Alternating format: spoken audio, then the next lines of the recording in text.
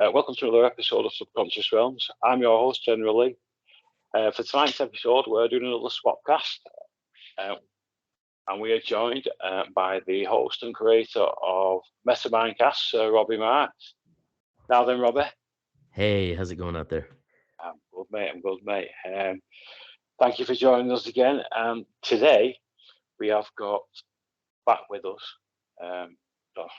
The last episode we did with him, Robby, was extraordinary. Now, I know we have problems with the audio, but we know what the problem is now, and it won't be happening again. So, ladies and gentlemen, please welcome the host and creator of Dave Petrella YouTube channel, Dave. Now then, Dave. Hey, General, thanks for having me back. Hey, what's up, Robby? Hey, how's it going, Dave? Thank you very much. Thank you very much. The last episode we did, I loved it, and it just tickled my brain out. We just could not get it on Anchor. And I ended up splitting it in two. But I think what was most frustrating is I had other people look at it as well, and no matter what, we just could not get it on. But we're sorted, we're good, and we're here again. Yeah, so I can't wait. Yeah. So, Dave, I know we've briefly spoken about numerous subjects, and you mentioned some that specifically that raised my attention. Something that is just, it's just beyond fascinating. The old civilization, the Egyptian civilization, but the symbology. That's what I find quite intriguing, and I know you're absolutely familiar with it. Would you care to go into a bit of details on that for us, please, sir? Yeah, sure. Well, basically, it was kind of back at the beginning. I mean, even when I was a kid, we had all the picture books and everything in the house, the large illustrations. And so you could see all the detail and all the wonderful colors and everything. And, for me, it was really ancient Egypt. That's what really got my interest back when I was really young. And, it's easy to understand why, because it's it's at such a magnificent level, especially visually. That it's astonishing, with all the gold and the jewels inlaid and everything, and the death masks and all the stuff, King Tut's tomb, So the dog man, it's just all this. Oh yeah, new and everything. And so the thing about it for me was that I said, okay, there's something else that happened on this planet that's otherworldly, and I wasn't using those terms as a kid because I didn't know that, but I felt it. That this was something that surpassed, sort of the everyday boring life and the stuff that just kind of happens humdrum on this planet every day. So I really took an interest to that because I said there's something going on here, and it's actually, it maintains my interest. It's something that's higher than the Earth plane. And at the time I didn't really know where I was going to go with that, but I read every book I could find. I was always at the library checking out things to learn more about it. And then when I started to read more about the texts and about what people were using as explanations, and I think it's really important, when you see something or when you're reading something, we're all entitled to our own opinion about how things happened, timelines, events. I would say probably when I got, I don't know, maybe say late high school, probably 17 or 18, I finally started to say, you know what? Maybe even 16, I'm like, okay, so this is what you guys think about it. And I understand maybe you have a PhD or you have a degree or whatever, but you know what? I'm going to put it on hold for a minute. I'm going to come up with what I think about it, because you guys would agree with me. I don't care necessarily that you're claiming you're the expert on it, because maybe I don't agree with that. We're all entitled to our viewpoints on things. So that was one of the things that opened things up. Yeah, it opened it up for me because, you can get information from any source. It can be through college, school, university. It can be through downloads that you're getting directly, connections with the psychic realm and all this stuff. And so there's lots of ways to come at it with information. Well, and also within that realm, of ideas, steel sharpens steel. So it's the idea that, you work these ideas and you try to refine them into what is the most, it's basically like Philip K. Dick says, reality is what persists. So, when you come down to studying these things, a lot of times there is a lot of politics involved, just like we've seen in current days as far as how politics can act, Yeah. I mean, I think that's the old fascination for it all, gentlemen, is we've all got our own perspectives, and for me, I respect everybody's got their own beliefs, and I respect your belief and Dave's belief. If I didn't, I think that would be a bit hypocritical, because there's always different options. Whatever you think's right at that time. Yeah, and the thing too with astrology specifically, since I am an astrologer, I do tropical astrology, which is actually based out of ancient Egypt and ancient Babylon. It was kind of the way I look at it is kind of like an amalgam of the two cultures that came together. They contributed pieces. For instance, the glyphs, which are the symbols for the different signs of the zodiac, that came from Babylon. And the teachings, I think maybe were more refined in Egypt. It's hard to say because, again, we weren't there. I know it works because I hang my hat on it every day, without thinking twice about it. But the thing is that I think coming to a better understanding is really the goal. And I agree with what Robby said too, that it's I'll come in with what I think it is, but you know what? I am absolutely humble enough to say, hey, if someone outshone me, I'd be like, man, you got it. And I stand up and I give them an ovation. Don't we see at Abydos, there's a large zodiac on the ceiling in one of the temples there? Mm-hmm. I think that's Dendera, right, Robby? I'm pretty sure. Is it Dendera? Okay. Yeah, I mean, it's as much as you go through and look at a lot of this stuff, the depth of it is very intensive. I mean, you couldn't ever learn everything. I mean, you're literally talking about, an entire lifestyle, culture, like religious, like everything in regard to the, I mean, it's a very deep topic to dig into. But we do have evidence of zodiacs in various places in Egypt. Oh, absolutely. Yeah, I think that's supposed to be the oldest visual depiction of the zodiac. I believe it's on the ceiling actually too, which is even more intriguing. And there's like cobalt blue, and it's quite beautiful. If anybody wants to look it up and look at pictures of it. Yeah, definitely. Sorry, brother. Good. I was going to say, what was it called again, Robby? Sorry to interrupt. Go ahead, Dave. You could the Dendera Zodiac General, if you wanted to look that up. That's in ancient Egypt. Dendera Zodiac. Yeah, it should. I believe it's Dendera. I believe it's the same one, and that's also the one with the that light bulb that's carved into the sandstone. Oh yeah. It's very strange that the old light bulb situation. Yeah. This is actually what make of it. This is actually a different one than I was thinking of. The one I was thinking of, and this one has cobalt blue as well, but the one I was thinking of actually has what is it, Nephte, that is birthing, like time and being, and she's like arched over, and then underneath her are the stars. So yeah, but this one, I've seen this one as well. This is a great one, the Dendara. Oh, definitely. Is that I thought that was I don't even know how to pronounce it, but Newt or Newt. I thought that was the lady in the sky. Yeah, and that has to do, Newt. That sounds right. That's right. It's I'd have to get charts of all this. A lot of this stuff I haven't looked at in a long time. So totally, man. Yeah, but that's it's and this goes into cosmology too. And the reason, what I would say, the reason is that her back is bent like that is because it's trying to depict what are called the spheres, which me and Robby have talked about. We did a great show on it. Robby came on my show on the YouTube channel. Yes. When you're bent, it's trying to show that it has like a concavity to it. Right. Almost like the dome of the heaven. Exactly. Well, exactly. And that's exactly, of course, what it is. And that one in particular, if the stars are below her, then for me, that's indicating, the way that I teach it is that the stars are actually in the 8th sphere, ruled by Uranus.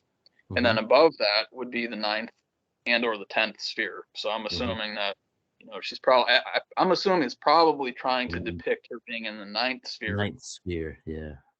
Yeah, because of the Ennead, which is the great 9 gods of the Egyptian pantheon.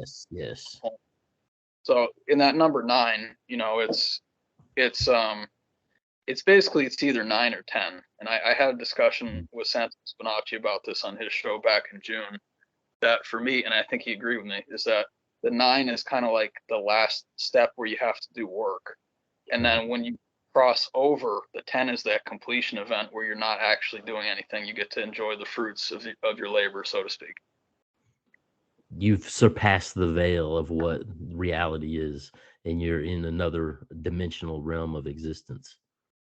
Exactly, Robby. Yep, I agree 100%. It's just, already. What time are you on, Robby? What's that? What time are we on already? 10 minutes in?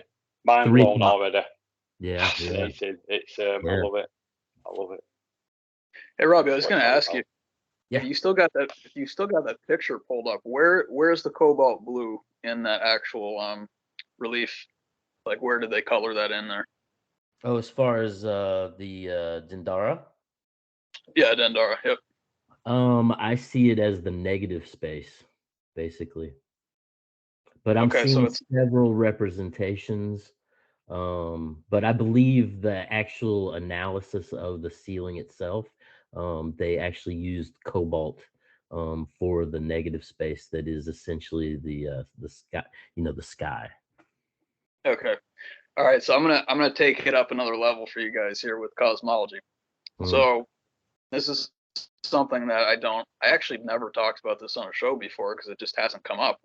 Right. Which is why I love this because I never know what is going to come up, and there's all kinds of stuff, as with both of you guys, stored in the back of our minds that, you try to find a way to fit it in. But basically, in the ancient world, each of the spheres is equivalent to one of the planets. Now, there were 7 traditional planets, including the moon, which was considered a planet, which that's also why I teach it with astrology. It's not a moon. And the thing about it is that you got the bottom 7, at which goes basically from the moon all the way out to Saturn. It includes the sun in a different location than is traditionally taught in schools and everything. It's actually, the sun would be in the 4th sphere, according to the flat Earth model. So each of these spheres, inclusive of the planet in the sphere, also has a complementary metal associated with it. And they all guarantee they all knew this. And this is it's the core of alchemy too, when you're talking about transmuting metals and everything. So basically, I'll just go through really fast, but I'll go through the bottom 7 first. The moon is first. The moon is the first sphere, and the metal is silver. And if you look at the moon, look at the color of the moon. If you've got like a red blood moon or something, it's going to be slightly altered. But I'm talking your traditional moon is like a whitish, silverish color. It's actually showing you, hey, this is my metal. These things they're not going to not fit. It's actually not as hard as people think it is. So it's silver. And then the next one is going to be Mercury. That's in the 2nd sphere. Excuse me. And of course, Mercury is Mercury, which is it's the only liquid metal, which is a very peculiar thing. And actually, that's a fascinating topic in itself. There's been Mercury found, and I know at least of 2 places in tombs buried beneath pyramids in both Mesoamerica and in China. The Temple of the Vultures, one of them. Oh, is that the one? And is that the Mayan one? Yeah, that's the one inside. And they actually said it was red mercury, which would require very high levels of electricity to transmutate that. So there's this old alchemical talk about calling down lightning, and they believe that there was actually a process of transmuting metals by calling down, the plasma of the heavens, and this basically gets into the whole idea of, illumination and the lightning strike and all the baggage that comes with that through all the different histories. Well, that sounds fascinating, Robert. But well, also, and when you get into the the what is it, the Upanishads, or which one has the talk about the Vimanas as far as the Indian texts? I think that was an alternate one. I think actually it's interesting because that text is disputed as to its authenticity. I think it was found in like the 1800s or something. I have no idea. I've always believed there were flying machines. I've always believed that when I was a kid. And they talk about using red mercury to basically, spinning into electrical fields that create like that bubble that allows for the levitation and the move. But that red mercury, the fact that, it has this technology aspect about it, the fact that we found, a chamber completely full of it underneath the Temple of the Vulture in South America. And I'd be interested in regard to the one in China.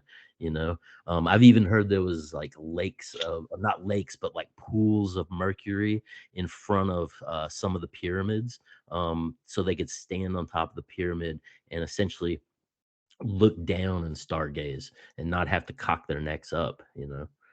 Wow. Oh, wow. That's awesome. Yeah.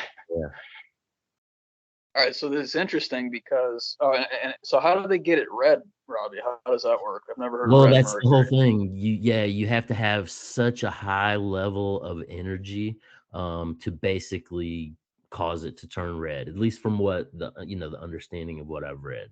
So but it's associated with transmutation, and basically from one of the things I was reading, they were saying that the only way we could supply that much energy to transmute it to red mercury now would be with a nuclear reactor. So Robert, yeah. I mean, it's probably not this, but do you think it could have anything to do with oxidization or anything along those lines? Yeah, it's hard to say. The whole red mercury, I just have noticed it like popping its head up in a couple random places through history, and some brief talk here and there within scientific journals about it. It's really kind of a phenomena in the whole matter. Yeah, it's like it's not something you hear of often at all. Right.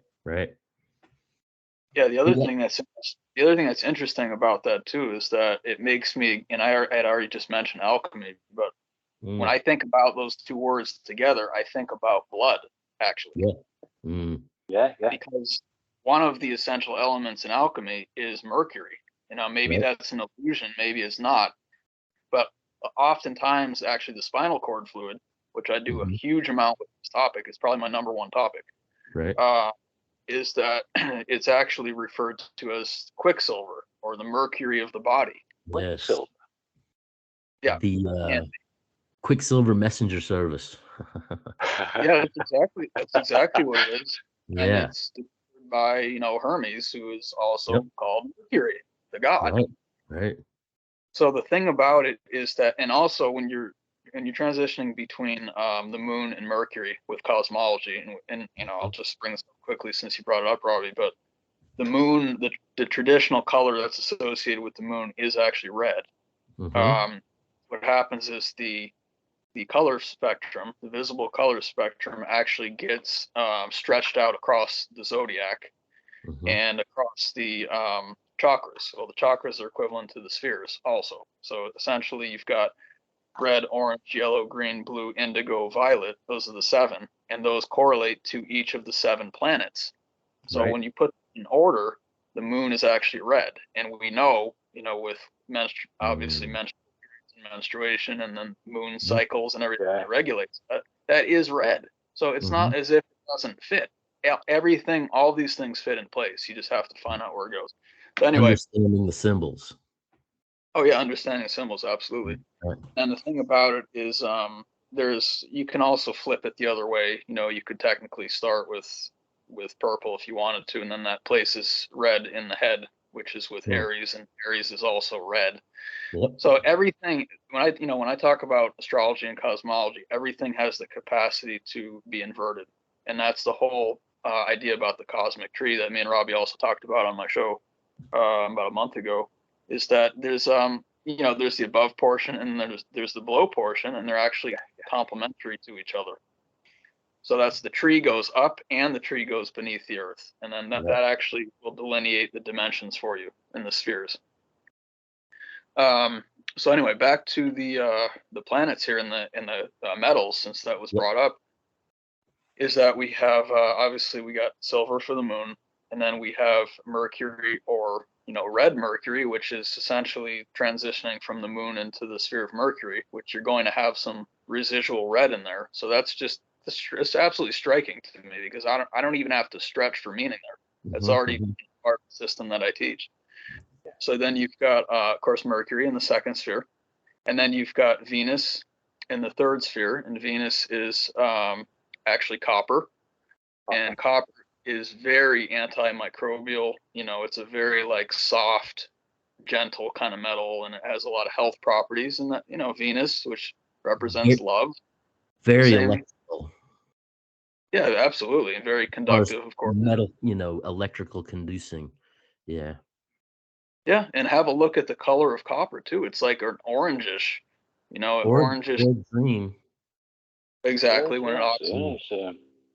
Okay, and then check this out. So then that's moving into, you can look at a lot of ways, but the color is going to be shifting along the spectrum there, depending on how the energy is, structured, and how molecules change. And the next step up, well, you got orange, yellow, and then green, of course. And so there's this, you can see it too when in the fall time, when the leaves are changing colors, that they actually will kind of shift on the color spectrum. And the fact, this is what I believe, it's pretty easy for me. If you understand that leaves are green, green is kind of, it's go, I'm alive, here's the energy. And then it actually will slit down, it loses energy, and then it changes the colors that are beneath green, which are lower energy colors, which is red, orange, and yellow. And that's why we get that, because it's dying and it's losing energy. So then the color actually will shift down in the spectrum. Right. Excuse me. So anyway, so we've got Mercury, then Venus is copper, and then of course we've got the sun in the fourth sphere, and the metal of the sun, of course, is gold. All about in the ancient world, and it's obvious when you look at the sun, it's golden colored. Again, we're not pushing meaning here. Okay, then you've got Mars, and Mars is of course iron. Yeah, iron, which is for war, which is Mars is the god of war. And you look at the color of Mars, and look, what color is it? It's rust, it's iron. Yep. Stuff, it's just ridiculous. I love a show like this where you guys can get what I'm saying, because it's not hard when you just put it in place. You have to know how it fits in the system. Yeah, and it's interesting, from the artist perspective, I was trained on the color wheel, and then as you go through and you start to research these symbols, you come across the miscellaneous metals that line up and the planets that line up, and that even goes into herbs and crystals, and there's a whole plethora of natural forms within the 7 manifold forms of nature that correspond in accordance with this system we're talking about. Yeah, absolutely. And actually, Robby, I have I just pulled out a book I'm going to start reading today. It's called Magical Herbalism. So you're right on that one. Wow. Nice. How's that for synchronization? Oh, yeah. Absolutely. All right, so let me just finish these planets quick so we can move on. Yeah, so you got Jupiter in the fifth sphere. Jupiter in the sixth sphere. Mars is in the fifth sphere. Jupiter's in the sixth. The metal of Jupiter is tin. Then you have, which had a lot of uses in the ancient world as well. And then you have Saturn in the seventh sphere, and that's of course lead. which, you know, lead is heavy and dense and, you know, kind of dangerous and stuff. And Saturn is the same way. And then the reason I brought this up, that there's actually 3 more spheres, the way that I teach it in cosmology. The 7 bottom spheres are the 7 traditional spheres. I often say the physical world sort of ends at the 7th sphere. And so because Saturn is the god of matter, you know, and the god of materialism, and he's making sure, and the physical body and everything. So you get above that, you're actually into the mind world, and then the dream world, and then you're into your freedom, which is the 10th sphere. So anyway, I spent like a day with this once back, maybe 3-4 years ago, and I saw a chart, and I was thinking, I'm like, okay, so I understand the bottom 7. How about the 8th, 9th, and 10th? What do we have for metals for that? So it turns out that, you know, and there are a lot of people, it'd be interesting to see a chemist's perspective on this, because I'm not a chemist. But the thing is that the 8th sphere is typically associated with, which is Uranus, by the way. It's associated with the metal zinc, and zinc is bluish, just like Uranus. The 9th one, get this, guys. So the 9th one is cobalt, and that's Neptune, and that's the deep blue that you see when you look at Neptune. It's the cobalt. So you've got, not only do they use that color, but they put it in the right place, you know, in the diagram on the wall or on the ceiling. Right. Yeah, and then the very last one, the 10th sphere, is associated, well, it's Pluto or potentially Nibiru or a dead star or some other star, is associated with, the best guess is actually bismuth. And if you guys know bismuth, one of the most radical looking metals you're ever going to see. Yes. Well, I'm not familiar with that, gentlemen. I'll throw my hands up. Yep. Now, also, if you get into Greek philosophy, it was Pluto that was essentially seen as the Egyptian Serapis. And they said that basically worshiping Serapis was worshiping Pluto. Now, Serapis, Robby, is that a mixture of the serpent and the bull? Well, Serapis was actually within the Egyptian mysteries, within the highest form of the mysteries, specifically reserved for the pharaoh. Basically, when he became pharaoh, he would learn the secrets of Serapis, and it gets into Serapis, which they have the bull, as far as the Egyptian Seraphim, where we see, what is it, they sacrifice 70 of these bulls in you know, one sacrifice, and then mummified them, and basically, you know, and entomb them in the tomb of Serapis. And the idea was lightning would strike one of these bulls, right? And the offspring of that bull would be a pure black bull with a white cube on it, or a white square on its forehead, right? And, you know, depending on whose philosophy you look at, you know, I think it's up to 26 different factors that determine this Serapis bull that was said to hold the soul of Osiris, right? And when you get into that whole worship of Serapis, they would basically have sacrifices every so many years, you know, of this Serapis bull, much like Mithra kind of worship, where they would, you know, slaughter the bull on the yearly turning. And we also have the bull in Crete, that was the bull from Neptune that was supposed to be sacrificed at a specific time. And, you know, what was it? King Minos there tried to fool the gods. But nonetheless, this Serapis function basically went on for somewhere around 1,700 years in Egypt, like undisturbed.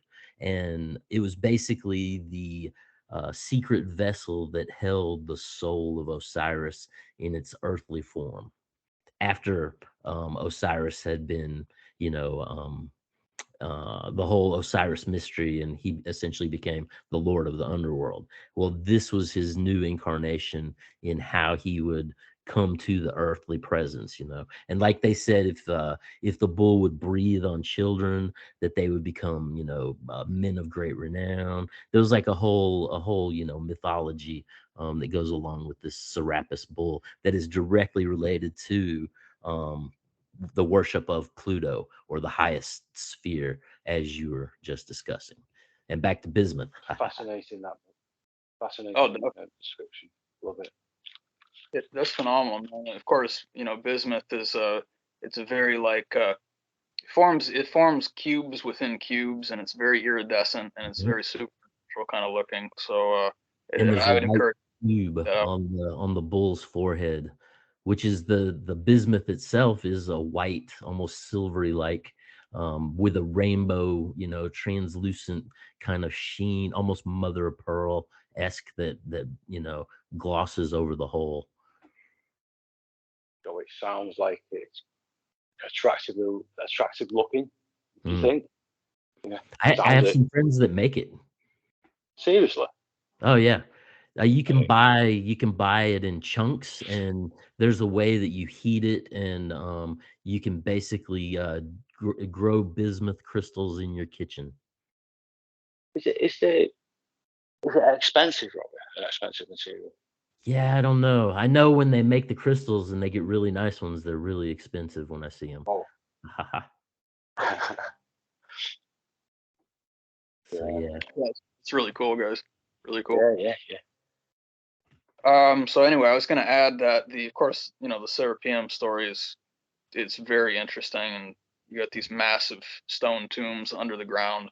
I think there was, there's either 12 of them or 24 of them. It's one of the two. Either way, it's a multiple of 12, which, it's a zodiac. But the thing is that I've had multiple thoughts about these things. Some people on the show Ancient Aliens have claimed that they're actually too large. You don't even need them to be that big to fit the bull in there. That's what I've heard, because they're massive. They're absolutely massive. And so I've had thoughts about, some sort of being put into there to be in a kind of a stasis, like a suspended animation. So like an alien being in these things. I have no idea, but I've also had someone suggest, and this is something that I picked up on with also with Ancient Aliens, is that when you look at the outside of these tombs, they actually have like a visual of doors within doors. Yeah. And so it's a very dimensional motif. And some people have suggested, and I've thought about it, that actually it was a test, much like Robby was saying with the Minotaur maze, in Knossos and Crete. There is that it's a test. It's a spiritual test. You have to find your way out, basically.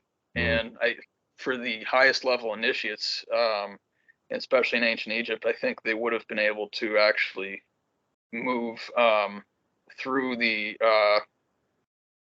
they're part of their body. I'm not sure if it's the ba or the ka. I can't remember which one's which, if you guys know, but basically the etheric body is supposed to be able to move through the stone of the tomb, turn back, and read the text on the actual tomb. I think the idea is that if you've proven yourself, you basically, would read the text out to the person outside of the tomb, and if you got it correct, it meant that you had the ability, to actually move through materials and things. And then they would, I guess, take the top off and you could come out or something. I don't know. But these things are, they're very, very high level mysteries. Yeah. Oh, now the ka.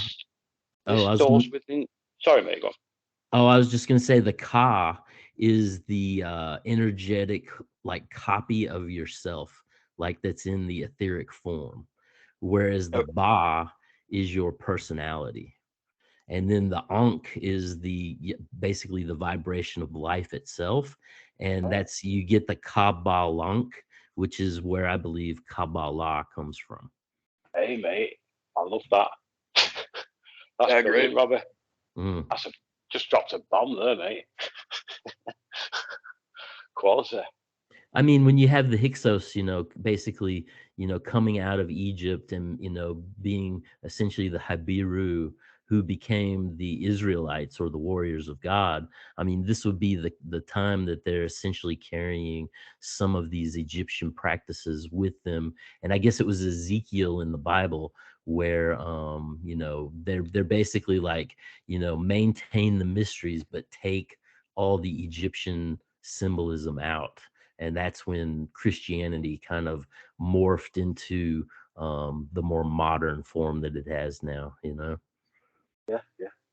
Fascinating, mate. Well, what I was curious about, gentlemen, this doors within doors. Do you think that? Well, I'm presuming this was deliberate. This a deliberate part of the whole. Do you think it was some sort of like, almost as if it's some sort of like a puzzle type? Oh yeah, totally a puzzle. I would say that the way that I teach dimensions and the way I teach spheres, because it's essentially the same thing. If you're in our solar system, outside of our solar system, who knows how it works? I'm sure every possible combination. But the idea is, you guys know, obviously, those Russian nesting dolls that fit inside each other like that. Oh yeah, Well, you can be in a certain locale, and you can have all of the dimensions. When I actually believe this is how it works, actually, is that the dimensions are all stacked inside of each other in that region. That's so what Oh, you think that too, Robby? Yeah. So you're in say you're in your physical form, and if you go up a few spheres, well, guess what? You're not going to be able to see if there's people in that sphere or there's beings in that sphere. You can't visually see them, but you can feel them, because everything's energy, of course. You feel the energy there. So I think that's the idea, is teaching that, and trying to teach the initiates too, that it's all stacked. They're all stacked on top of each other or inside of each other. So all the dimensions are accessible in every location you're in. You just have to be at the right frequency. So Dave, are you familiar with the path of Osiris? Probably, but refresh me on that. Yeah. The way I look at it, it's very much similar to the Jacob's ladder, where essentially each step on that ladder, as you move, is a step through a different sphere. And the idea is, you basically have your ka and your ba, your personality, and then your copy of yourself. And you have to, as you move to the Western lands, you have to go through a series of checkpoints. Basically these different guards that attenuate these different dimensional realms. And as you move through them, you have to know the special signs and symbols and the special passwords. And these were all things that were taught in the ancient mysteries within Egypt, Oh yeah, brilliant, man. And that's in the Egyptian Book of the Dead a little bit too, I think, with Osiris. The book of life. The book of life. Oh right, exactly. Yeah. It was the book of coming forth, and it's come to be called the Book of the Dead. Okay. Yep. All right, nice one, mate. And the thing about that too that I want to add is that, let me just say this quickly, since we're talking about Osiris, and also about how these different ideas are shared between cultures. And if you pull up like Google Images or something, and you type in Osiris and then type in Jesus after that, you're going to see that they were both shepherds. They were both, okay, so let's get this. They were both shepherds. They both taught about ascension, and they both taught about leaving the lower worlds, essentially, going up to a higher plane. So to me, it's the same idea, whether it's the exact same person or not, I don't really know. I mean, we could be talking about avatars where it's the same spirit, but a different body that it goes into. But the point is that these things, like Robby was mentioning, and he alluded to, is that these ideas get passed back and forth between cultures, and that almost nothing is an island. The ideas will flow freely, and then the people will adapt it to what works for them. So when you're talking about Egypt, now you're talking about Path of Osiris, right, Robby? That it's called. Yep. Is the same thing as the Ascension Teachings, which is the core. It's the core of what I teach. It's the core of astrology. It's the core of cosmology as well. And it is teaching. Yeah, and I think that also relates directly to Jacob's ladder as far as biblically. Oh, absolutely, because Jacob's ladder is, of course, the spinal column, and the description was that he was at the bottom, and he had his head on a stone. That stone is the sacrum. Jacob's pillow. What's that, Robby? Jacob's pillow. Yeah, exactly. So his pillow was actually your pelvis. Yes. And he's laying down there looking up, and he's seeing angels ascending and descending up the cosmic ladder, and which is it's identically equivalent to your spine, which is what I teach when I teach biology, proper biology, of course, the chakra system in the spine. And the thing is that when you look at the individual vertebra, they actually, this is going to blow your mind, guys. If you haven't already seen this, I'm assuming one of you has, but if you haven't, they look like angels. Yeah. When you look at the vertebra from the top. And it gets even more amazing because if you look at the sphenoid bone, which is a bone kind of in the center of the skull cavity, that looks like angels as well, or an owl, some kind of a bird. But an owl, man. Yeah, but the description of the Ark of the Covenant features two angels that are facing each other, and the wings are going out the back like that. Well, have a look at what the sphenoid bone looks like. Sphenoid, sphenoid. And inside of that sphenoid bone is the pituitary gland, which also happens to look like the Ten Commandments, which it has that double lobe over the top of it. It's a one, but it's split into two parts. That's your pituitary gland. Right. It is. This is beyond fascinating. Now, Dave, can I just ask one thing before we continue, please? Do you think this is why the civilizations are so familiar? Because of all of this? Do you think that's the possibility?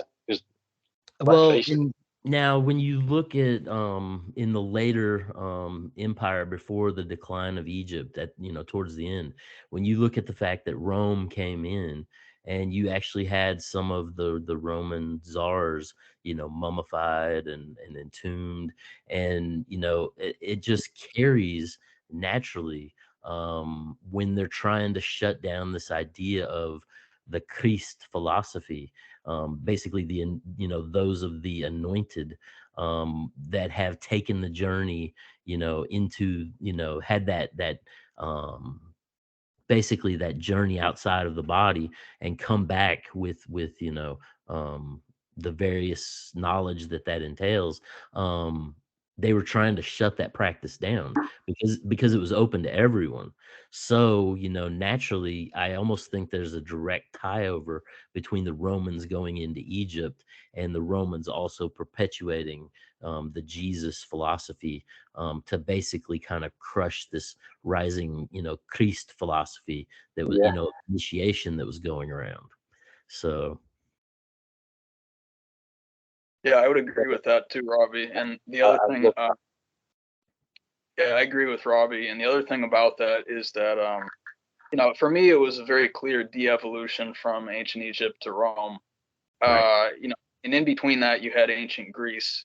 So the Greeks, they were doing what I would call, I would say they were doing a decent job. I actually would. Yeah. By the time it got to Rome, forget it. It's like all of the actual spiritual meaning was nearly lost. And then after Rome, suddenly it just doesn't even exist anymore. Right. And we're over here in the United States where it's like, probably the country that it would be least likely that someone would understand what me and Robby are talking about right now. And that's why there's so few of us, I think, right, Robby? Because it's like, this is not the land where it kind of, in some ways, where the traditions were.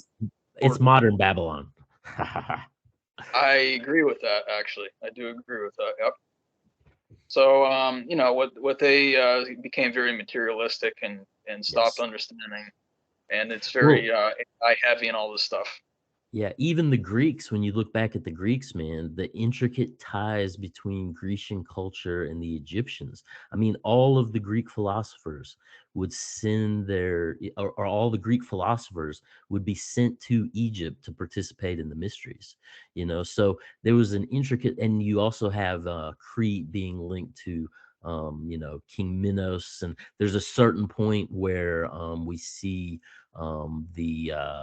what's it called, the kilt and the double-headed axe and the lock over one side, you know, basically coming into Greece, which directly, you know, shows the ties between ancient Greece and Egypt. So I think that Greece and Egypt were, you know, and they have also in Greek culture, they have one of the offspring of Mother Rhea, and I want to say it was Kronos, that was actually Osiris was one of the children of Kronos in the Greek culture.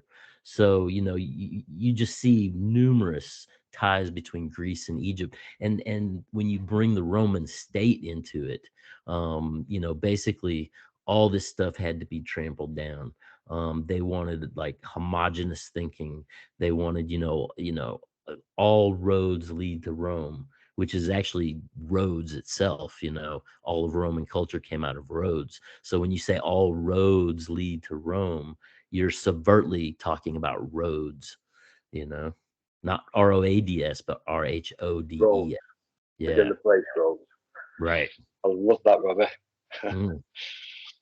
That was the idea of the Colossus of Rhodes there in Greece too. Yeah.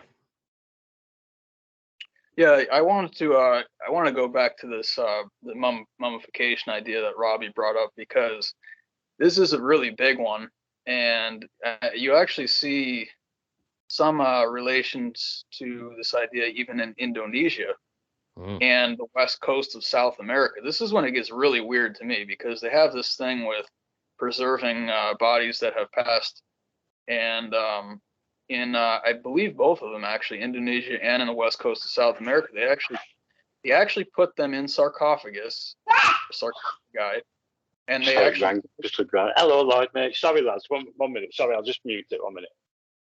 Okay. Robby, can you hear me? Yeah, I can hear you. Go ahead, man. All right, I'll just keep going with the story. So basically, the sarcophagus is then put up. Sorry, I'm still listening, lads. I'll just change rooms now. Sorry, lads. Sorry. That's fine. All right, so the sarcophagus go up on the cliff ledge, and they're, standing up as opposed to laying down horizontally, and kind of, I guess, looking over their descendants, the people who are still alive. But they do this weird thing, man. Like I saw a program on it a couple of years back. It was a very extreme program, actually, where the person after, and I don't know how many people do it this way. This might actually be the way they do it in Indonesia specifically. And the island, I think, is called Sulawesi. I think it's pretty confined. It's a very remote island. It actually looks like an alligator god if you were to look at it from the sky. It's a very strange looking island. So anyway, the person is put into a smokehouse essentially, and they're preserved with smoke. This is after they've passed, and so it actually turns the skin into leather, and it desiccates the organs and everything, and you leave them in there for like 3 weeks or something. So this idea of this mummification preservation, it's a really interesting thing, and I understand that, and even with like taxidermy and things like that, I think it's the same general idea, is that you want to try to preserve the physical visual of the person to try to honor them, because you don't want them to look like death. You want them to look like how they look when they were in their vibrancy. Now, the thing with this is that I think the Egyptians started doing it around 2000 BC. If you know, please correct me, but I think it was around there. The Egyptian Book of the Dead is, I believe, supposed to come out around 1500 BC. And it's interesting, because the teachings that I talk about in terms of ascension, it actually has to do with preserving the body while you're still alive. You don't wait for death and then be like, oh, let me put some salt in here and let's clean out the organs and stuff. That's not the point. So the thing that's crazy about that for me is that even in like 1500 BC, we had already lost our way big time. We had really lost the core components. And to answer what General Lee had asked about how what is the central teaching and everything, is that what I always say, and the way I teach it, is that the core teaching of the planet is ascension. They're ascension teachings. So the idea is to get your physical body to a much higher vibrational level, so that it actually, I'm being literal here, that it actually turns to photons Yep. and you become invisible. And what's amazing too is that just last night, guys, I just finished reading the Celestine Prophecy, which people have been trying to get me to read for like 15 years. I finally read it, and I don't want to spoil it, but I mean, the end essentially is that that's the Ascension teaching, is that you actually transition from a physical being to an immortal, divine light body, which is for Ascension teaching. Now, are you familiar with the 13th breath of some of the Buddha's teachings? The 13th breath, you said? Yeah, essentially there's 12 breaths that you can be taught. Okay. That you go, that you know, and it takes a series of years to be able to master these different breath techniques that will take you into different ascended levels of reality. But then once you've mastered all 12 of those breaths, there is a 13th breath that is essentially taught to you by the cosmos itself. And that breath, when you learn that breath and master it, you basically become a rainbow body and essentially transmute physically from physical matter into a light being, essentially. Yeah. Yeah, definitely. Go ahead, Ron. It's just, I mean, this episode has just been littered with fascination. And I mean, this. That's what happens when you go for really is. And it also happens when you are talking with two phenomenal guests. Thanks, guys. We wouldn't be if it wasn't for you two. Right. This is fascinating. It really is. It's fun stuff, man. It is, mate. You know, and not only that, man, but the idea, you know, we're so caught up in, you know, like we were saying, you know, the United States is like the current Babylon system, you know, and it's this idea of, you know, what is it, the Native American, you know, concept of Watika, where essentially, you know, yeah, we're essentially the white man, you know, has basically devoured all of the, and this is getting back to Rome and what Rome was doing, you know, but basically devoured all of the cultures that have been built up for hundreds of thousands of millions of years. And basically, you know, what's in the basement of the Vatican, you know, and how many levels down does that temperature control, you know, vault go, you know? Good shout, Robby. Good shout. You know, but what it is it's you know, they've got us locked in this idea of materialism. You know, we hear about, you know, shopping for therapy, and after 9/11, what did, you know, W. Bush said? He said, go you know, keep the economy going, go shopping. You know, it's like, I mean, so when we're talking about these ideas, we're talking about something greater than the physical essence of, you know, the day-to-day rigmarole of the hard found things that we have to take care of to maintain our life. We're talking about ascending to a higher, more beautiful, you know, frequency where we are whole again. You know, that like alchemy talks about being the medicine for the people, you know, and I think alchemy again is another ascension philosophy.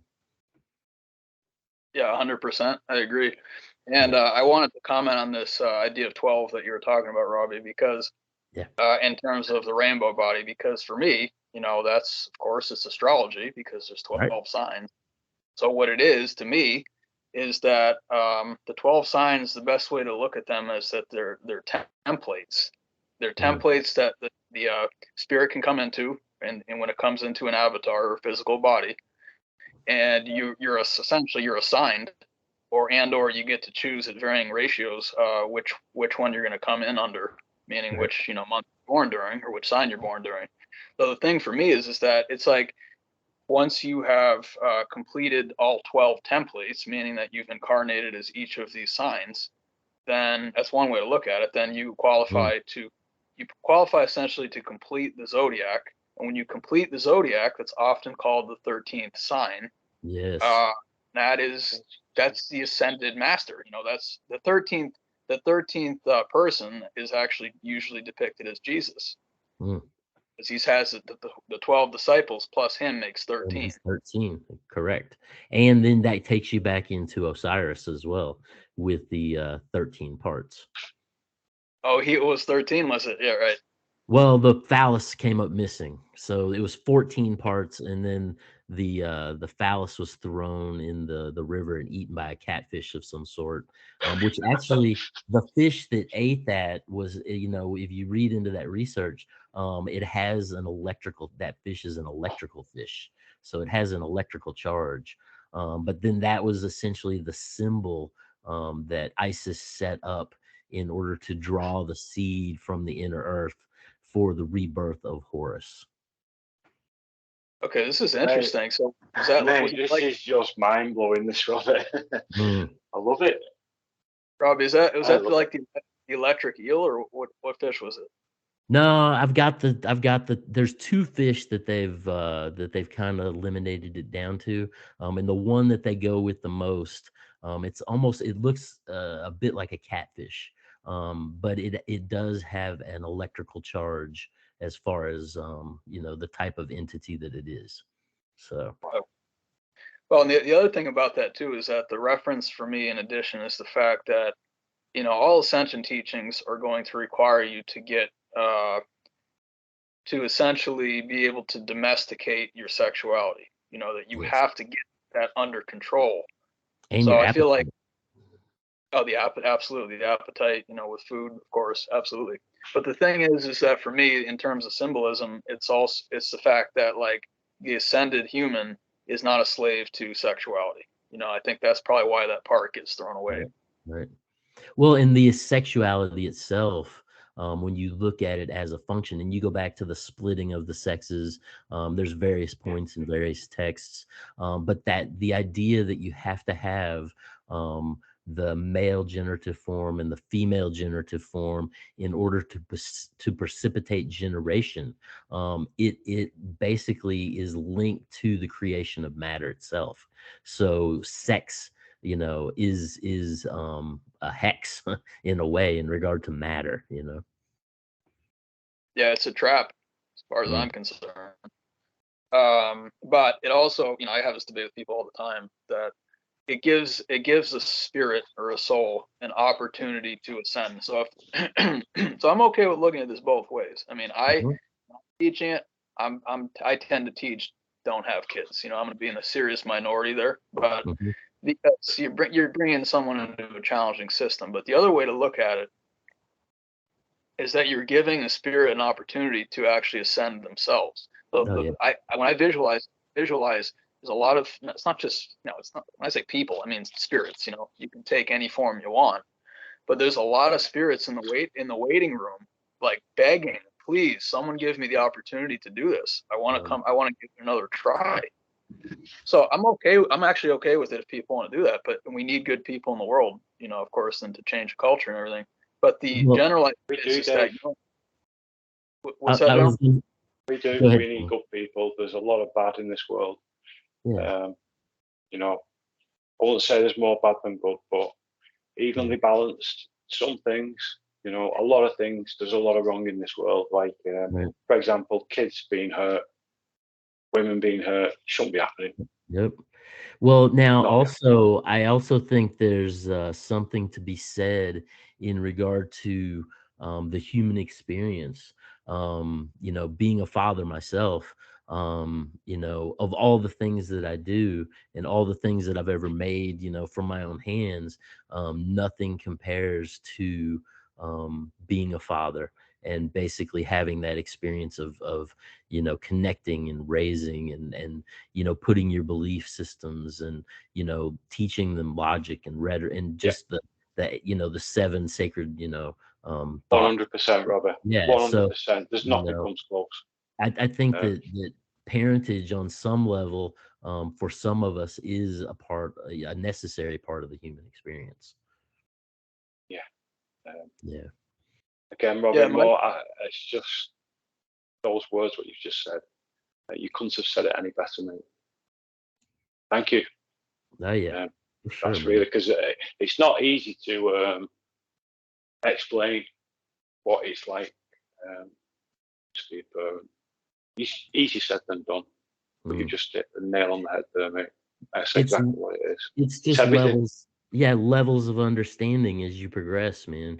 I think having children is one of the greatest teachers that you can essentially have, personally, from my own personal experience. Yeah, it's everything about it, Robby, is just. I mean, my daughter, she's my world, mate. Right. Everything about her. On the darkest days, she can just light up a room, mate.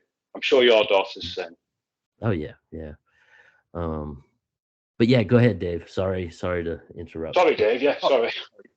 You see, this is what's great, is that we have all different perspectives on the table, and I'm so thankful that you guys have kids and you can be a wonderful example for them. People who actually are enlightened and actually do have some idea of the wisdom. We need that. We need that as parents. We need that to be represented. But my thing is that. Dave. Yeah, and my thing is that over everything else, in terms of what I'm specifically here to do, is that we need to have people who are going to teach it correctly. And I get pretty worked up about this, because I look around and I'm like, come on, guys, we're not even 1% of the way there. Why do you think that we have I'll speak for the United States, a culture of such like vacuousness? Yeah. Because you're not teaching any of the tenets. There's nothing there. It's, oh, let's go watch the new animated movie at the movie theater, which, hey, there's nothing wrong with that. But if you got a medical problem and you don't know how to fast, you don't know how to flush your fluids, you go to the doctor to give you petrochemicals. Yeah, there's a problem with that. There's a serious problem with that stuff. So my thing is that for the rest of my time on this planet, I want to be one of the people that people come to if you want to understand it. Okay, so here's the thing.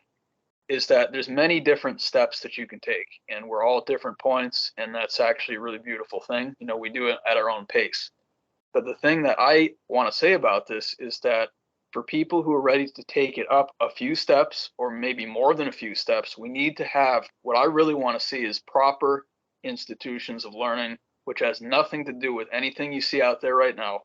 This is a few people that are going to be teaching this stuff, and you have a long discussion before you start teaching it about how to do that properly.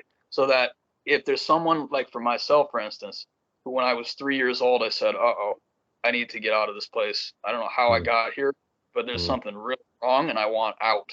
And I'm not talking about anything to do with, tendencies to take your own life or anything like that. I'm not saying that at all. I'm saying ascension, which means you convert your body to light, and then you're free to leave. There's no death involved with that at all. I want people to have access to that, so that even if there's 10 people, give me 10 people that are ready to go right now, I consider my life a success, and I'm so happy to have helped those people to get to that point.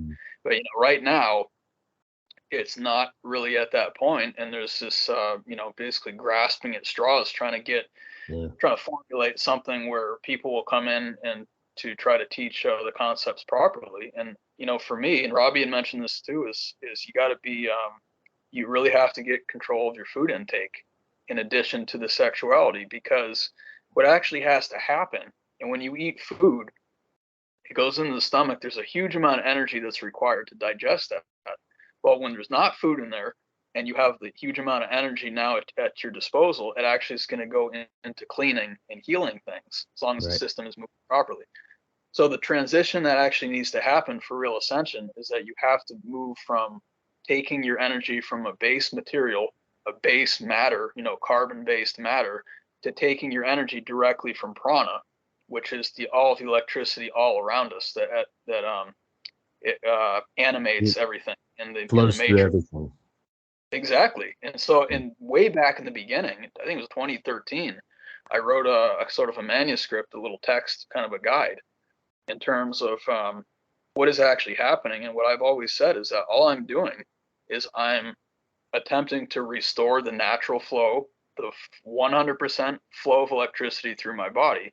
And as a condition of that, you actually will, it's not necessarily spontaneously, but the end sort of condition of that is that you do become light. When you get full, it's like a light bulb. It's the same thing. You have to get enough electricity in there, and the body will turn to light, which is what all of the depictions of Krishna and Jesus and Buddha and Muhammad and all of these people, it's suggesting right. that actually So that's the correct way to ascension. now let's talk about food and the body itself, right? Because when you eat things You're like making me salt, hungry now, lads. Come on, I'm yeah, starving now well, suddenly. yeah, well, but when you eat salt and when you eat sugar, those are essentially crystalline, and they crystallize within you. You know, if you use, like, salt will make the veins brittle because, crystallization. And then now I just read a thing from Tufts University that they're saying dementia is actually phase 3 diabetes, where sugar What? crystals are crystallizing around the pituitary and then different parts of the Seriously, body. Robert? Oh yeah. So, but now when we talk about like magnesium, it's a very electrical flow conductor, and everybody, is in need of magnesium with our current diet. And then you move into some people taking silver, as far as how that cleans the body out. And then you can even go past that to the ideas of monatomic gold and what was King Solomon actually doing. Atomic gold. Yeah, the function. In fact, I would claim that all disease comes from an inability of energy to move freely through the body. Right. And what, unfortunately, or maybe fortunately, depending on how you look at it, it does give you an opportunity being in a physical body, but you have to work with fluids when you're in a physical body. So you actually have to work. The first thing you have to make sure you're passing properly is solids. So if the intestines are not clean, you're essentially screwed. You're not going to ever. That needs to be clean first. The intestines need to be crystal clear, and then the next part, once that's cleared out, guys, the next thing that happens is the fluid channels start to be cleared out, and that becomes very difficult because, as Robby said, there's a lot of crystallization. There's also a lot of calcification that happens. Right. There's tissues that should be pliable, and they've actually essentially turned into stone.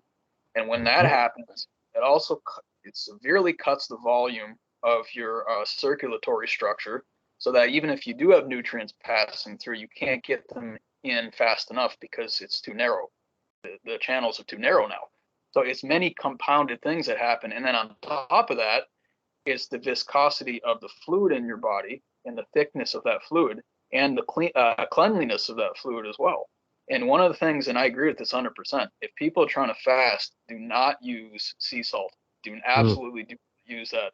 Sea salt has 84 different minerals in it, including gold and lead, some of the heaviest metals that exist. And that's comes from the land, so it gets suspended in the ocean, then it gets mixed up and everything. Mercury, there's mercury in sea salt. So if you're talking about fasting and you want to get your fluids as free flowing as possible, you need to cut the density down a significant degree. And when you're putting in heavy metals to your body, how easy do you think that is to pass through, especially when you've got calcified tissue? Mm-hmm. And in addition to that, you've got oils and fats not being able to filter out through your liquid systems. And then on top of that, you're putting gold and mercury in your blood. Like, you're not going to fast out. The Hindus know that too, by the way, guys. They know, do not use salt when you're fasting. Right. I will say one thing, Dave. Sorry to interrupt you. This is, I am made up, you've mentioned this. This is imperative. This is as important as anything. Oh, absolutely. Yeah, and because it's not putting that kind of shit in your body. Not that we've probably been pepping our body with it for fucking years, but. Yeah, but even now, when you look at the industrial food society that's created as a result of, the Great Depression's policy and a chicken in every pot, food science itself is not concerned about the health of the food.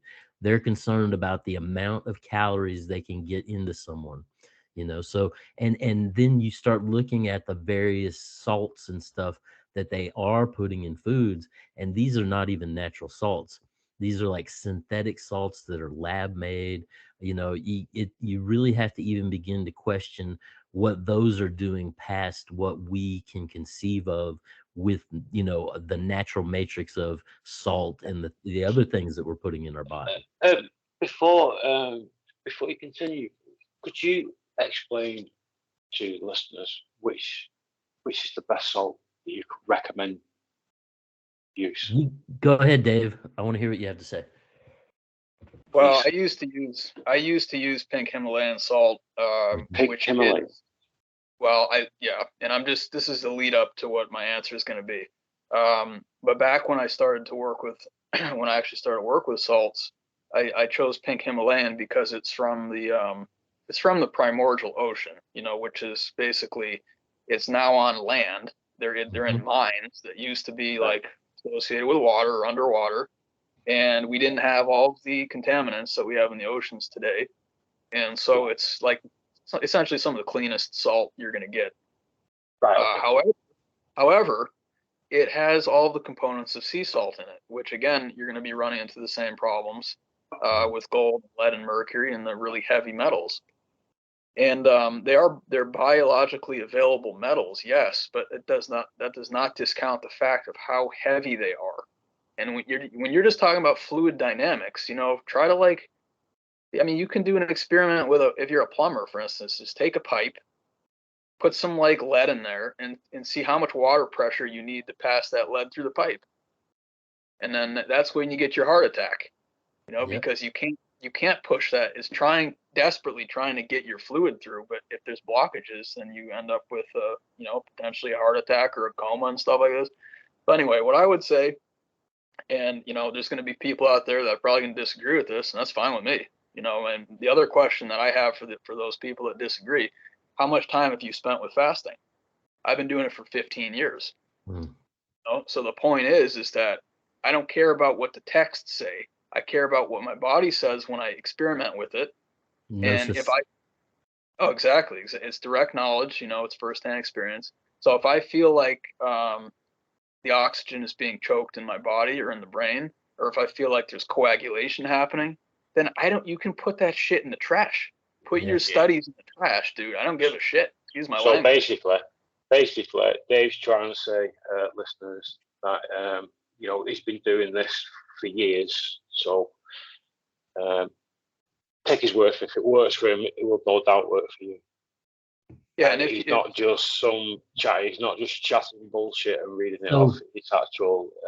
It's like his testimony. Basically, he's telling you what works for him. Right. So, Dave, what can you put in your body that's going to help lighten your fluids and lighten because we're talking very heavy here as far as these metallic, you know, things that weigh you down. And so let's head the other direction. What are positive things that you found that help, you know, move these fluids? Well, the back to the salt component, to answer that for a second, is that I just use table salt. You know, table salt is sodium chloride. There's only 2 elements in that. Yep. It's not lead or gold or any of this heavy stuff. And you know, I don't overdo it, but if I want salt on something, I feel the exact same. I don't feel like there's any coagulation. I don't feel like there's a density block that happens when I put that. But let me put it this way. It's a simple compound, you know. So, like you were saying, there's nothing else in it. Yeah, exactly. It's just the 2.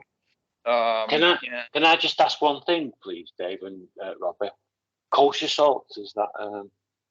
Because you hear a lot of people mention kosher salt, especially like cooking programs. Oh, it's meant to be the best. And what's your blessed by a rabbi?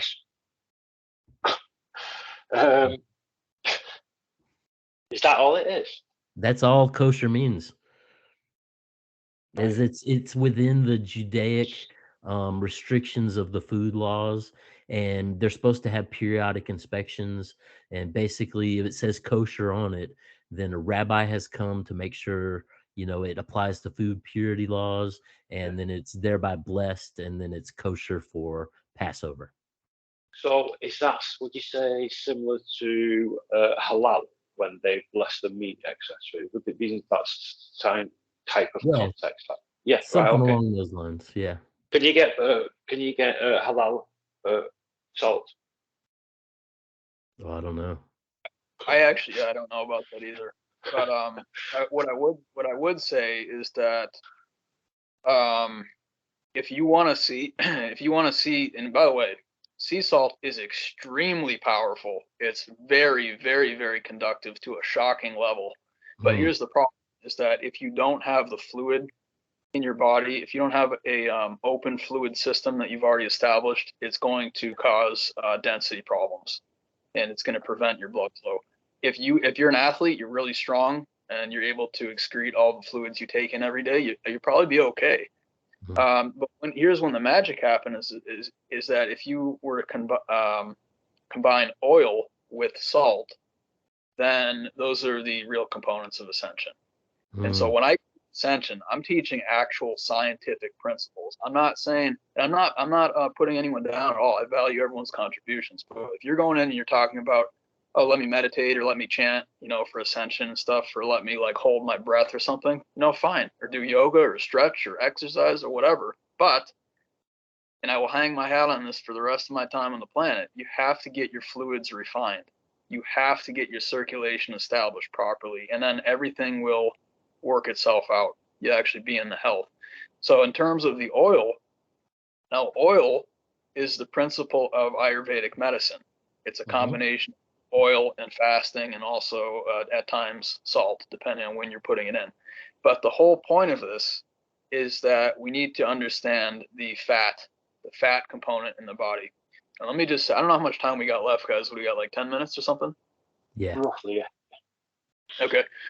So I just want to say this about this topic is that in the Old Testament, the God of the Old Testament, who for me is not the God of the New Testament, again, I understand this is controversial for some people, but the God that I feel in my heart as the Christian God does not ask for animal sacrifices. That is perverse. You don't splatter blood on altars. Are you kidding me? And then people looking at that saying, oh, I like that. I want to show people that and teach them. No, the God of love does not ask for perverse things like that. Well, and the God that requires blood is actually, in the earth. And the blood was generally spilled on the earth to feed, the ancestors or the gods of old. So exactly, and to me that indicates it's a lower form, or a lower entity. Exactly. Generally speaking. But the thing about it is that what I wanted to get at was that this God asked for the fat, and it was a pleasing aroma. And they said, don't eat the fat, save the fat for me, but you guys can eat the meat. It's because they know about the components of Ascension. They know about animal fat and how incredibly powerful that is, the healing properties in the body. Again, though, if you have too much of that, then you're going to end up with too much density and too much slipperiness kind of in your bloodstream, which actually ends up also preventing detox. So it's a very involved process. I've dedicated my life to it, and it's actually the only reason that I'm able to work at the level I can in terms of integrating ideas, getting downloads from divine sources, doing the best for humanity, the best I can offer for people. But there is science behind it. There is absolutely science behind it. And for anyone who wants to just kind of scratch the surface, pick up, and it's available online for free, I believe. But the finest text that you're going to find, the finest text that I found for true medicine is called the Sushruta Samhita. That's S-U-S. How do you spell that, please, Dave? S-U-S. Yeah, S-U-S-H-R-U-T-A space S-A-M-H-I-T-A. And this is the core text for Ayurvedic medicine. It talks about fasting. It talks about oils. It talks about the integrity of the sex cells. It talks about the sexual fluids. It talks about how before you're going to have a kid, you need to make sure your body's clean. You need to make sure your fluids are clean, that you have good circulation so that you can get the power to the sperm and the egg and everything. So these are the principles that we're missing. And I know it's not for everyone. I totally understand that. But like I was saying before, is that for people who want that and who are ready for that, you you generally want to be kind of guided into this. You know, it can be complex. It can at times be dangerous. You want to make sure you're still talking to your doctor if you're going to attempt to do something like this. Make sure your body can handle it. And the thing is that eventually we'll get people to a point where we're getting we're making some progress. And I actually think, since we're talking about Egypt, I think that the Great Pyramid, it was a portal, essentially, you know, or like a Stargate is the word I was looking for. That makes sense. Well, right. So what I think the idea is that you lay in the king's chamber, you get a huge amount of vibration moving through the pyramid, which is going to in turn actually vibrate your physical body. And and I know this for a fact because I've been working with this for a long time, but when you vibrate your fluids in your body consistently enough and for a long enough period of time, they start to flow. Actually, they start to flow again. That's why when you have high level exercise or you have, say, sexual activity, it excites that fluid and it starts to move it through the body. And then you get into this high state where you have a lot of blood flow that's happening and a lot of warmth that's moving through your body. That's how you know the blood is moving. So I think what happened is the Great Pyramid vibrated the fluid so much that actually you had a high enough quantity of that actually was able to penetrate into the pineal gland. And then when that gets turned on, then your body can actually, the etheric body can separate, and you can go through those air shafts, which are pointed at the star systems that the Egyptians venerated. Mm. So they're physical principles. If you were to shake, you know what it's like? It's like taking a ketchup bottle, and it's like, oh man, this damn thing won't come out the bottom. Well, you have to shake it pretty hard. And then now a viscous fluid turned into a actual flowing fluid again. And that's the same principle in your body. You have to, and the other one in Cambodia, which is at Angkor Wat, you see the relief called the turning of the cosmic milk ocean.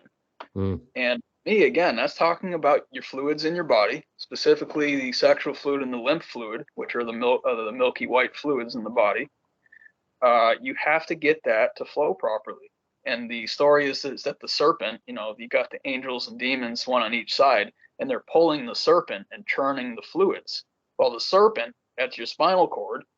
And when you actually, this is, my goodness, it's the same thing with Shakespeare. This whole idea of Shakespeare, which is shaking the spear. The spear is the spinal cord. You have to shake the crap out of it, and then it's going to get your fluids to move as you're supposed to move. The other way to do it is that you just need to clean out the body and reestablish the structures. You don't have to like violently shake your fluids necessarily, but what I'm saying is that it takes a lot to shake up, you know, I would say, sustained activity, maybe at least half an hour for most people probably to get things flowing somewhat decently. The problem is if you have health complications, that could also put you in the hospital. You know, this is not something. It's going to be specific to each person. You don't want to push it too hard, you know, before you're ready. Well, and back to the pyramid, you were talking about as far as the king's chamber.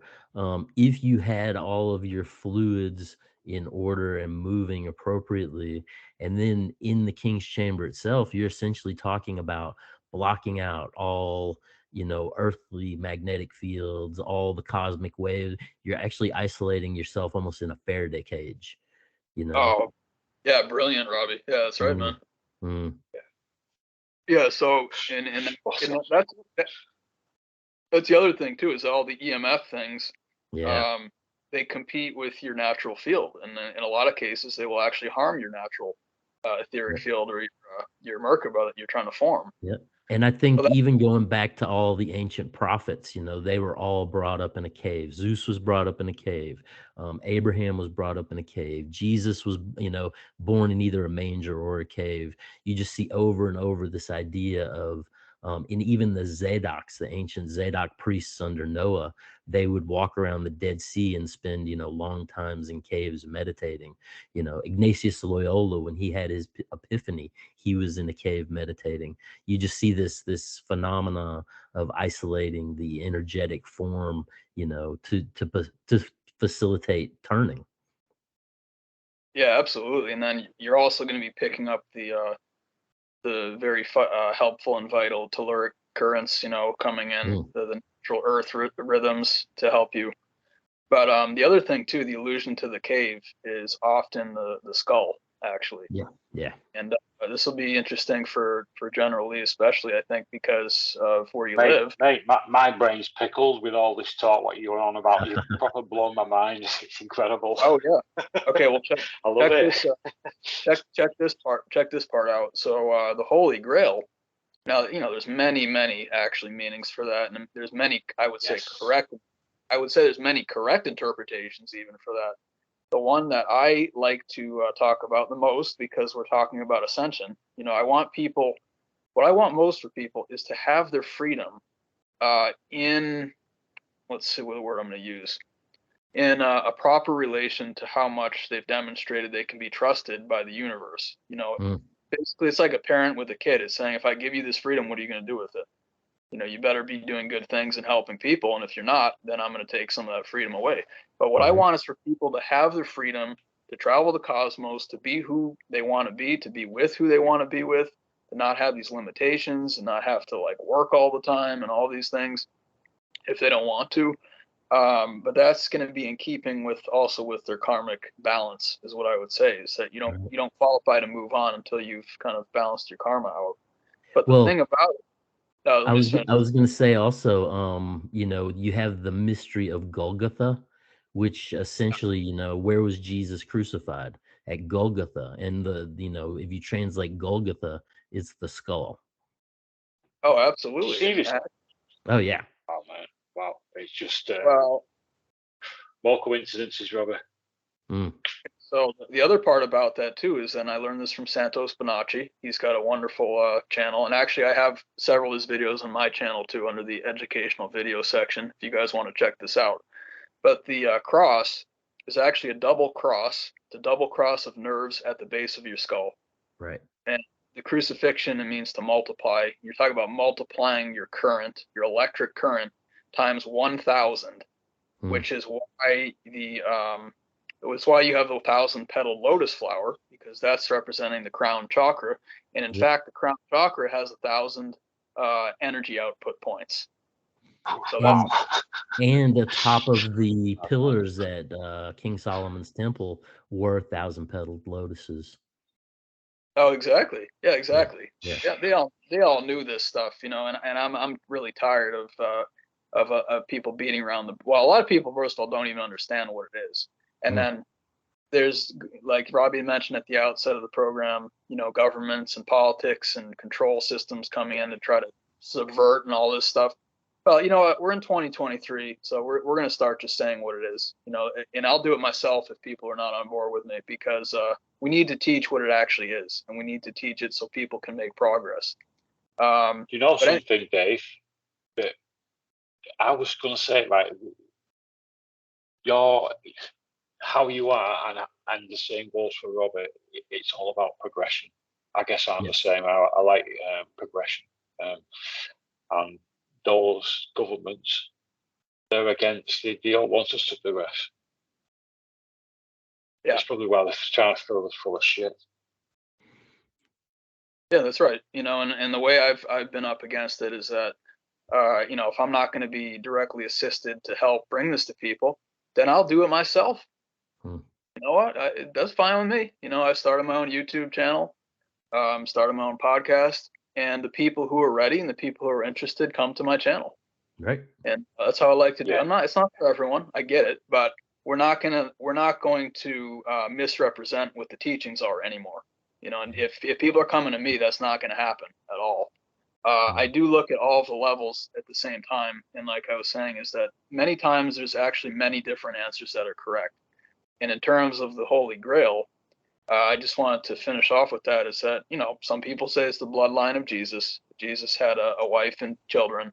I believe actually that is one of the meanings. But the other one, there's two more that I focus on.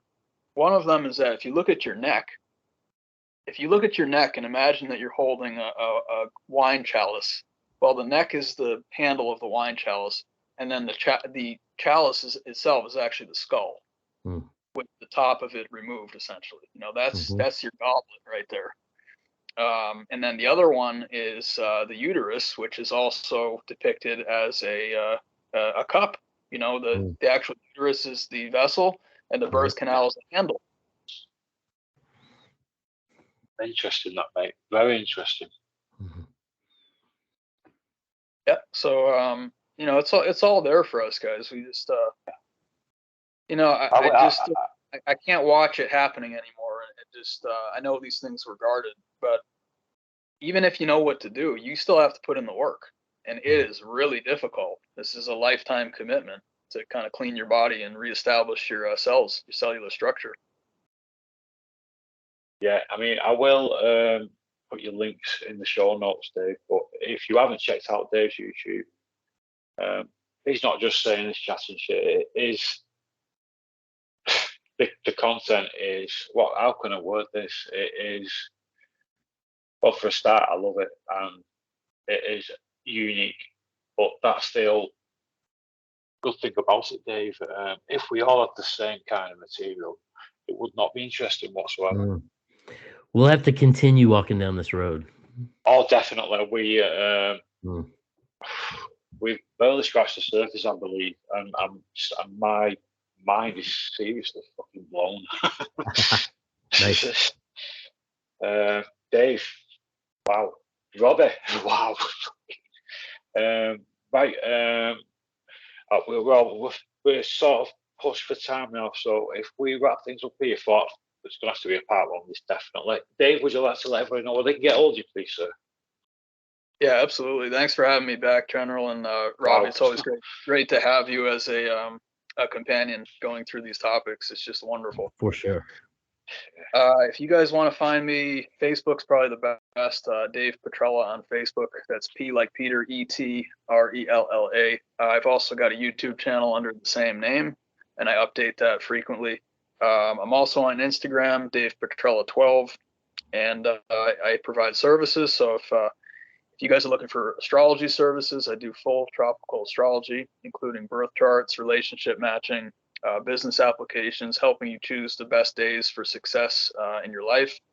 And then I also do, as you heard during this conversation, I do a lot with health tips that are based on principles that are coming from pre-Ayurvedic medicine, which has to do with fasting and fluids, oils, salts, establishing your proper circulatory system in your body. I can help with health tips.